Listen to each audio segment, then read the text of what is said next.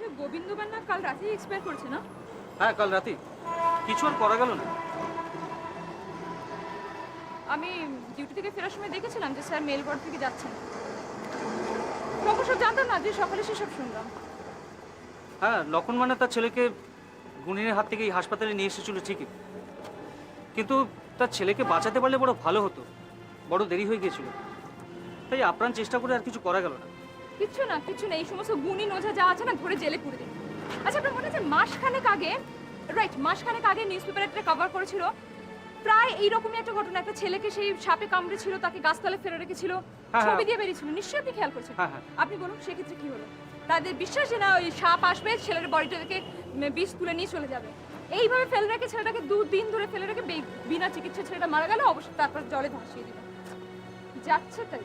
স্যারের সাথে এ ব্যাপারেই কালকে কথা হচ্ছিল। তাই লক্ষণ মান্নার গ্রামের লোকেরা গোবিন্দ মান্নার মৃত্যুকে মা মনসার কোপদৃষ্টি বলে ব্যাখ্যা করতে পারে, ছি ছি। কিন্তু লক্ষণ মনে মনে হয়তো ঠিকই বুঝতে পেরেছিল তার ছেলেকে আর কয়েক ঘন্টা আগে নিয়ে আসলে হয়তো বাঁচানো সম্ভব ছিল। সত্যি তাই। এখনো এই দেশে দেখুন আপনি, সতীদাহ প্রথা চলছে, মেয়েদের বোরখা পরিয়ে রাখছে, যত কুসংস্কার, এই গুণী নোঝা। মাঝে মাঝে একটা বিশেষ সন্দেহ হয়, আমরা সত্যি সভ্য তো? স্যার এ ব্যাপারেই গতকাল একটা খুব সুন্দর কথা বলছিল। তিনি বলছিলেন, মানুষ সভ্য হলেও মানুষের মনে জমাট বাঁধা অন্ধকারটা কিন্তু এখনো রয়ে গেছে। কুসংস্কার আর অজ্ঞানতার অন্ধকার। মানুষ ঠকতে ঠকতে একদিন ঠিকই বিজ্ঞানের পথ ধরবে।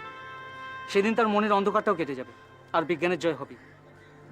আসলে কি জানেন, বিজ্ঞানকে অস্বীকার করার ক্ষমতাটা মানুষের কোনোদিনও হবে না।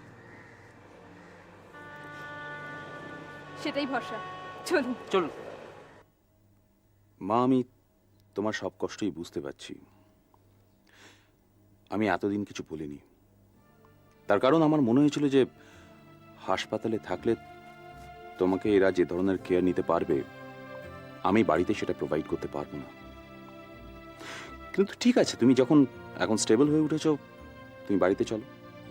আমি একজন সর্বক্ষণের নার্স ঠিক করে দিচ্ছি, সে তোমার দেখাশোনা করবে। আর টাইম টু টাইম ডক্টর রায়ের সঙ্গে আমরা কন্ট্যাক্ট রাখবো। আমি চেষ্টা করবো যাতে উইকে অ্যাটলিস্ট একদিন তিনি তোমায় দেখে যান। তুমি রাজি তো? না, কেন? হাসপাতালেই আমি ঠিক আছি। আমার জন্য এখানে তোর যা খরচা। মা, তুমি খুব ভালো করে জানো খরচাটা আমার কাছে কোনো ব্যাপার নয়, কারণ তোমার ট্রিটমেন্টের সমস্ত খরচাই আমার ডিপার্টমেন্ট বের করছে। আমি সেজন্য তোমায় কিছু বলিনি।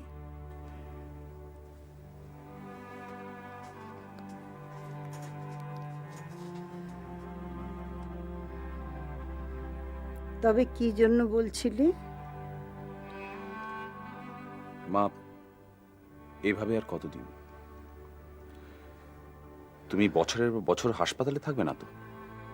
কেন এসব কথা বলছিস দীপু? বাড়িতে ফিরলেই কি আর আমি এখানকার মতো বিছানায় শুয়ে থাকতে পারবো? হুম, কোনো দিকে না তাকিয়েও তো আমি থাকতে পারবো না। তাতে তোর অশান্তি বাড়বে। তার চেয়ে এই ভালো, খরচাপাতি যখন কিছুই লাগছে না তখন। মা, আমার ট্র্যাজেডিটা কি জানো? তোমরা কেউ আমার ক্রাইসিসটা বোঝার চেষ্টা করছো না। তোমার কি মনে হয় তোমাকে হাসপাতালে ফেলে রাখতে আমার ভালো লাগছে? থাক দীপু, থাক। এমনিতেই তোর মাথায় নানান কাজের চিন্তা, শুধু শুধু মন খারাপ করিস না। নতুন করে চিন্তার বোঝ বাড়িয়ে কি লাভ? মা, কতদিন হয়ে গেল তুমি বাড়িতে নেই। তোমাকে ছাড়া বাড়িটা ভীষণ ফাঁকা ফাঁকা লাগে। কাউকে কিছু বলতে পারি না। আমি বুঝতে পারছি আমার উপর আস্তে আস্তে তোমার টান কমে আসছে। আমি সবসময় সে কথাই ভাবি।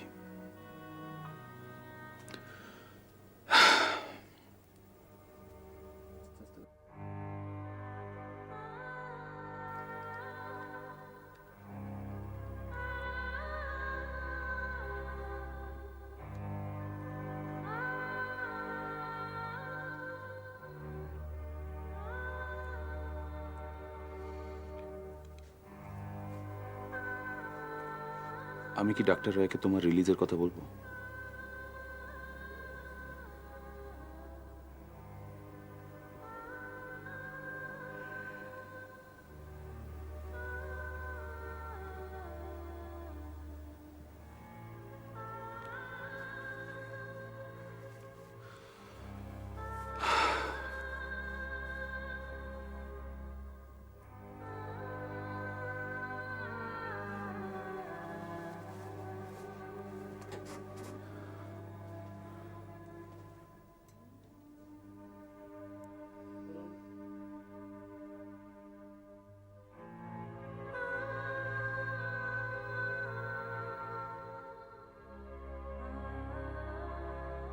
কিন্তু স্যার, হেমপ্রভা দেবীর কাছ থেকে শুনেছি তো ওনার ছেলে একজন আইএস অফিসার। তাহলে উনি কেন ওনার মাকে এভাবে শুধু শুধু হসপিটালে ফেলে রেখেছেন?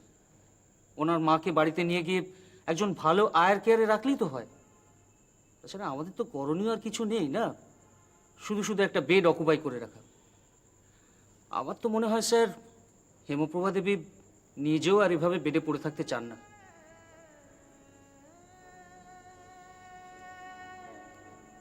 হ্যাঁ, তুমি অনেকটা ঠিকই ধরেছ।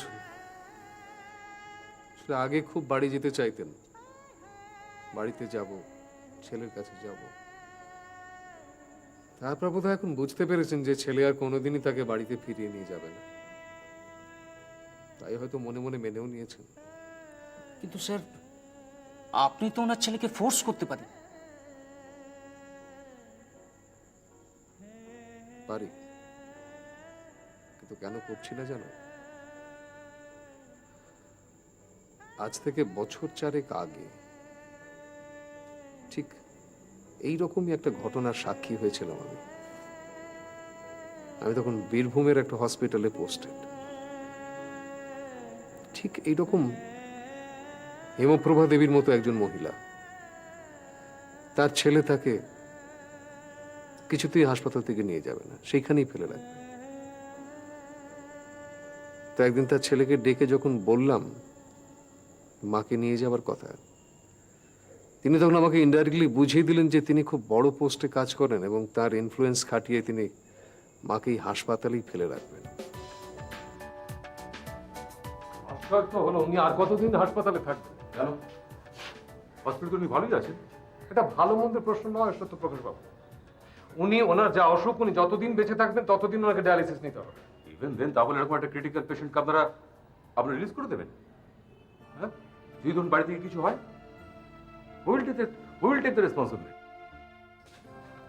আচ্ছা, আমি বুঝতে পারছি না এরকম একটা ক্রিটিক্যাল পেশেন্টকে ছেড়ে দেওয়ার আইন কি আপনাদের আছে?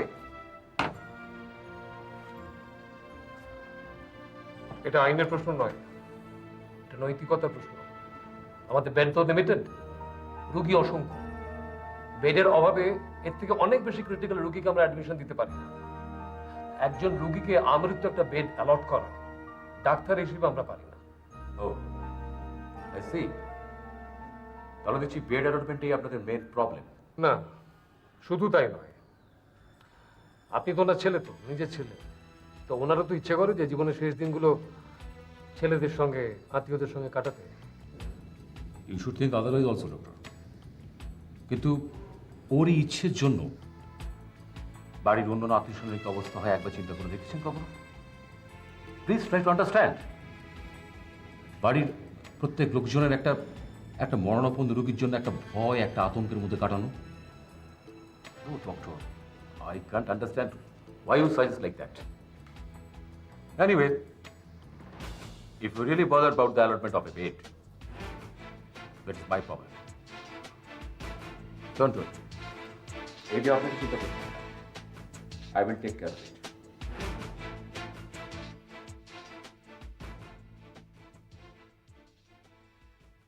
কিন্তু সেই মহিলার মানসিক যে যন্ত্রণা, কষ্ট, বাড়ি ছেড়ে হাসপাতালের বেডে পড়ে থাকার যে দুঃসহ একাকিত্ব, আমি অনুভব করতাম। বাড়ি ফিরে ছেলে, ছেলের বউ, নাতি, এদের সঙ্গে হাসি আনন্দের মধ্যে দিয়ে দিন কাটানোর যে আকুতি আমাকে কিরকম আচ্ছন্ন করে ফেলেছিল। তারপর কি হলো স্যার? তারপর আমার রোগ চেপে গেল, ভদ্রমহিলাকে বাড়িতে পাঠাতেই হবে। সমস্ত জানিয়ে ওই ভদ্রলোকের অফিসের ওপরওয়ালাকে একটা চিঠি লিখলাম। তার দিন 2 বাদে মুখ চুন করে মাকে নিতে হাজির হলেন উনি। স্যার আলটিমেটলি তিনি তাহলে বাড়ি ফিরে গেলেন? হ্যাঁ, গেলেন, কিন্তু সেখান থেকে যেখানে গেলেন সেখান থেকে আর কেউ কোনোদিন ফেরে না। হ্যাঁ সম্ভব, বাড়িতে যাওয়ার পরদিনই তিনি সুইসাইড করলেন। হয়তো মনে হয়েছিল যে এই ফেরাটা ফেরা নয়।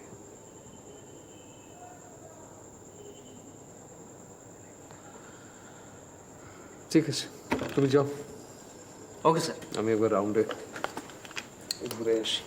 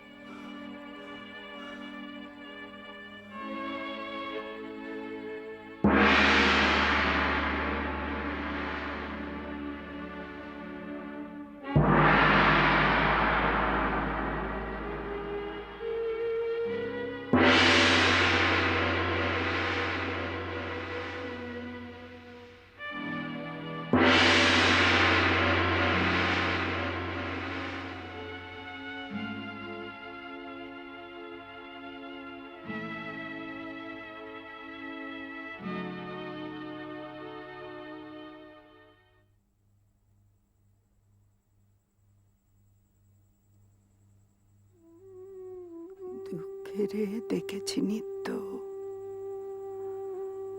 পাপেরে দেখেছি নানা চলে, অশান্তির ঘূর্ণি দেখি জীবনের স্রোতে বলে বলে, মৃত্যু করে লুকোচুরি সমস্ত পৃথিবী জুড়ি, ভেসে যায় তারা সরে যায়, জীবনের করে যায় ক্ষণিক বিদ্রুপ। আজও দেখো তাহাদের অপ্রভেদী বিরাট স্বরূপ, তারপরে দাঁড়াও সম্মুখে, বলো অকম্পিত বুকে, তোরে নাহি করি ভয়, এ সংসারে প্রতিদিন তোরে করিয়াছি জয়।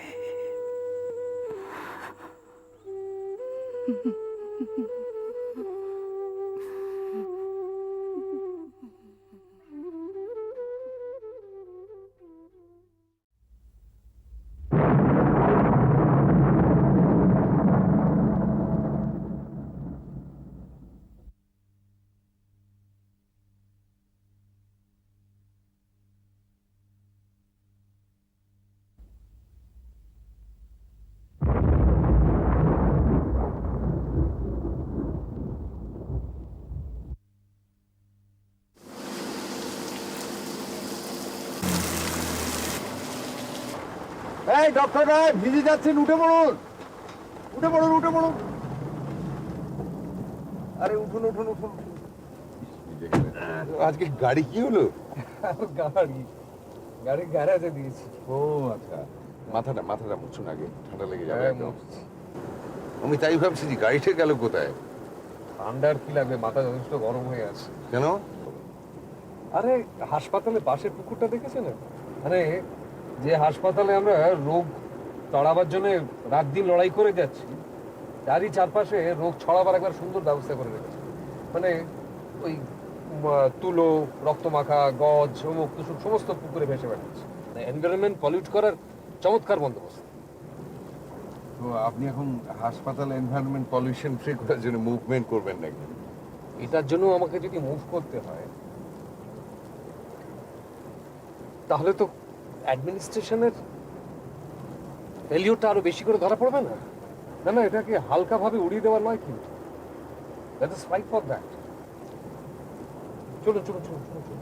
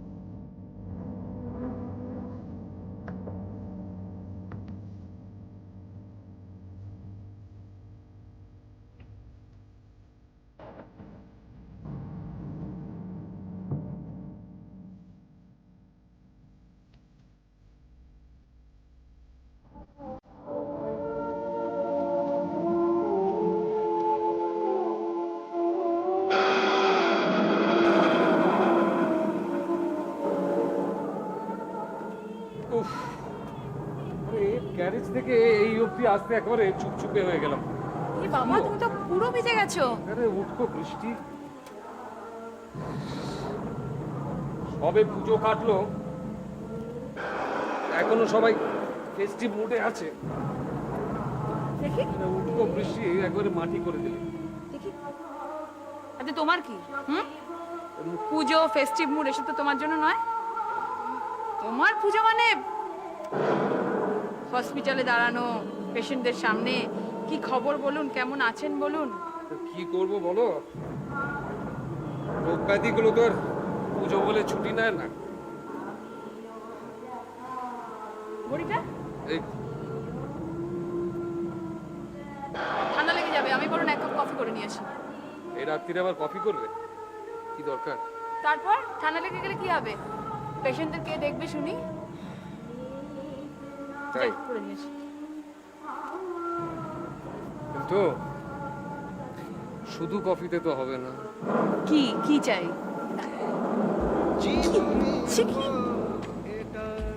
এরকম এরকম অঝরে বৃষ্টি পড়ছে, শুধু কফিতে হয়?